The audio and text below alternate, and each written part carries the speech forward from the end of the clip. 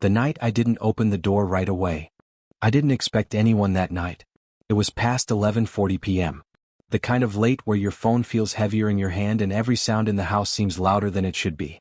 I was half asleep on the couch, TV still on, pretending I wasn't avoiding my own thoughts. Then someone knocked. Not loud. Not urgent. Just careful. I froze. I live alone. No roommates. No kids. No reason for anyone to be at my door that late. My first thought wasn't fear, it was confusion. The second thought was that maybe I shouldn't answer at all. The knock came again. 3 taps. Slow. Controlled. I muted the TV and stood up, heart suddenly aware of itself. Through the peephole, I saw someone I recognized immediately. It was my younger sister, Emily.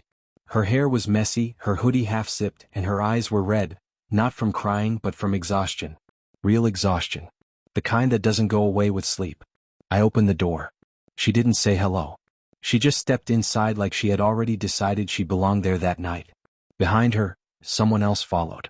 A small figure, barefoot, clutching a stuffed rabbit missing one ear. My nephew. And that's when I realized something was very wrong.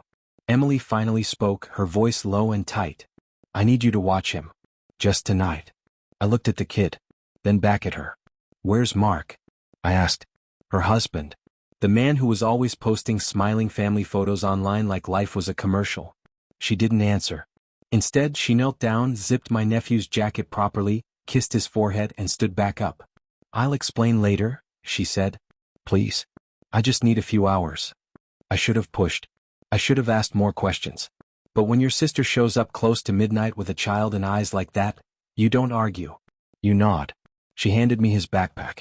Light. Way too light for a kid staying overnight. Then she looked at me, really looked at me like she was asking for permission to disappear. Don't tell anyone I was here, she said. And before I could ask why, she was already walking back into the dark hallway. The door closed. The lock clicked. And suddenly I was standing there with a child I hadn't planned to take care of, and a sinking feeling that this wasn't just a tonight situation. My nephew tugged my sleeve. Uncle? He asked quietly. Yeah, buddy? Is Mom coming back? I didn't know how to answer. And that was the first moment I realized this night was about to change a lot more than my plans. After Emily left, the apartment felt too quiet.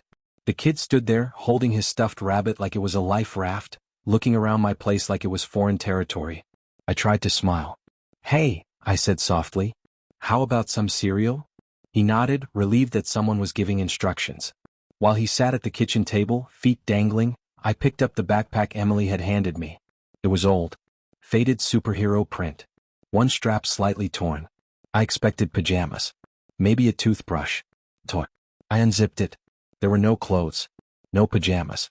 No extra socks. No toothbrush. Just 3 things. A water bottle. A folded school worksheet. And a sealed manila envelope. That's when my stomach tightened. Parents don't send kids anywhere without clothes, unless they don't plan for them to come back soon. Or unless they leave in a hurry. I opened the worksheet first. Math problems. Normal. On the top corner, in Emily's handwriting, was a phone number. Not hers. I didn't recognize it. Then I opened the envelope. Inside were photocopies. A birth certificate. A health insurance card. And a single-page document with a courthouse stamp. Temporary custody request. My hands started shaking. I read it twice to make sure I wasn't misunderstanding. Emily's name was on it. Mark's name was on it. And at the bottom, a note written in pen, in case something happens. I sat down hard in the chair. This wasn't a last-minute babysitting favor. This was planning. Preparation. Exit strategy. From the kitchen table, my nephew looked up at me. Is Mommy mad? He asked. I swallowed. No, buddy. Mommy just needs a little time. He nodded like that explanation made sense, then went back to swinging his legs. I wanted to call Emily. I wanted to confront her. I wanted to drive straight to her house and demand answers. Instead, I checked the time. 12:13 a.m. Then my phone vibrated. A message. From an unknown number. If she shows up asking for him, don't open the door. I'm serious. I stared at the screen. Because I already knew exactly who she was. And I had a terrible feeling she wasn't the only one I needed to worry about. I didn't reply to the message. I just stared at it, my phone heavy in my hand, while my nephew slowly finished his cereal like nothing in the world was wrong. Can I watch cartoons? He asked. Yeah, I said automatically. Of course. I turned on the TV, kept the volume low, and walked to the door. I locked it. Then I locked it again just to hear the click. That's when the knock came. 3 knocks. Slow. Measured. Confident. Not the kind of knock you make when you're unsure you're welcome. My heart dropped straight into my stomach. I checked the peephole. A woman stood there. Mid-30s. Perfect makeup. Hair done like she planned to be seen. She wasn't nervous. She wasn't angry. She was smiling. Behind her, parked half on the curb, was a familiar car. Emily's. My phone vibrated again. Same number. That's her. Do not open. The woman knocked again. Hi, she called sweetly through the door. I know you're home. My nephew laughed at something on the TV. I stepped away from the door, lowering my voice. Who is she? I texted.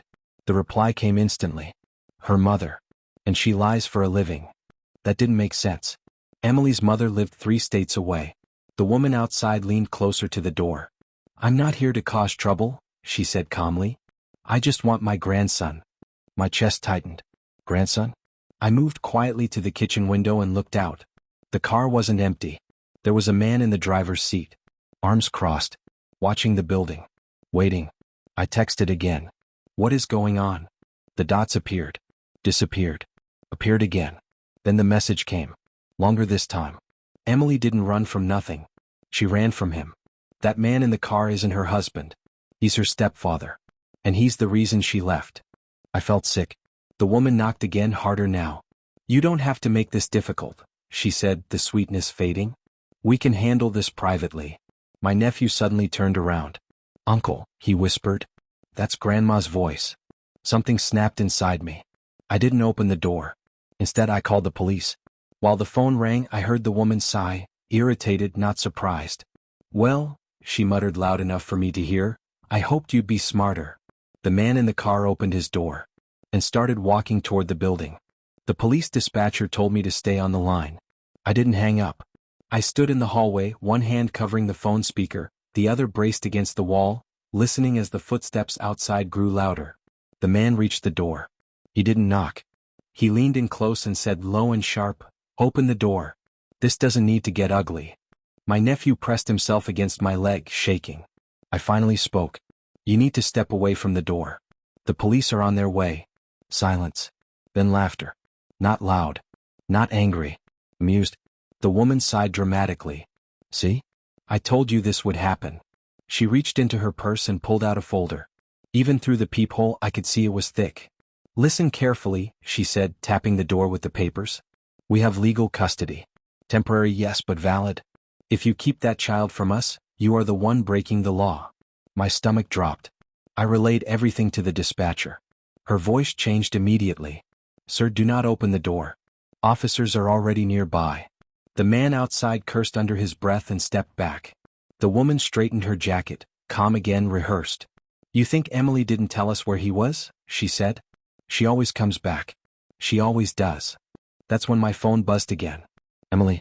Not a text. A call. I answered it with trembling hands. Tell me you didn't give them papers, I whispered. Her voice broke. I didn't, she said. Those are fake. Or expired. Or something they altered. They tried this before. Before? They don't want him, she continued quickly. They want control. They always have. If they get him once, they won't let him go. The doorbell rang. Long, aggressive. The man shouted, This is your last warning. Then came the sound none of us expected. Sirens. Blue and red lights flashed through the hallway window. The woman's expression cracked for the first time. Not fear. Anger. Unbelievable, she muttered. You really called them. The officers arrived fast. 2 cars. 4 cops. The man immediately backed away, hands raised, suddenly cooperative. The woman launched into her performance. Custody dispute. Unstable daughter. Concerned grandparents. She handed over the folder with confidence. The officer opened it. Flipped through the pages. Then paused. Ma'am, he said slowly, these documents are dated from 3 years ago. Her smile froze. And this signature, he added, doesn't match any record we have on file. She tried to speak. The officer raised his hand. Do you mind explaining why you're presenting invalid custody paperwork and attempting to retrieve a minor without legal authority? The man near the car went pale. Emily's stepfather. He hadn't said a word, but his hands were shaking. That's when my nephew looked up at me and whispered something I will never forget. Please don't let them take me.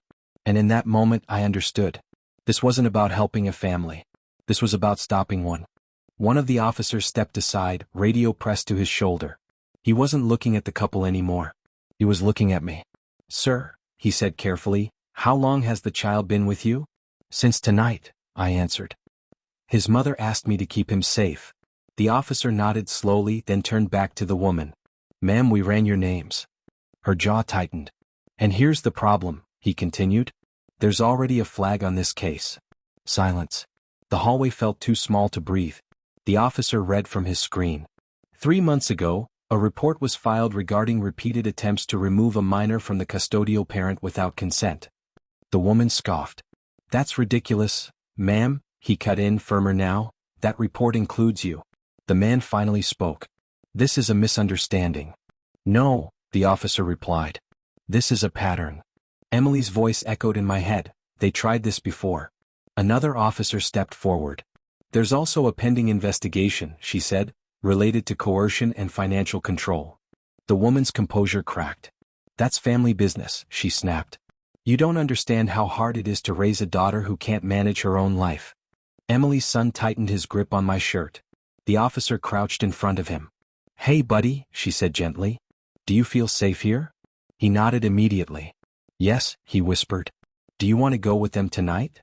He shook his head so hard his curls bounced. No, that was enough. The officer straightened.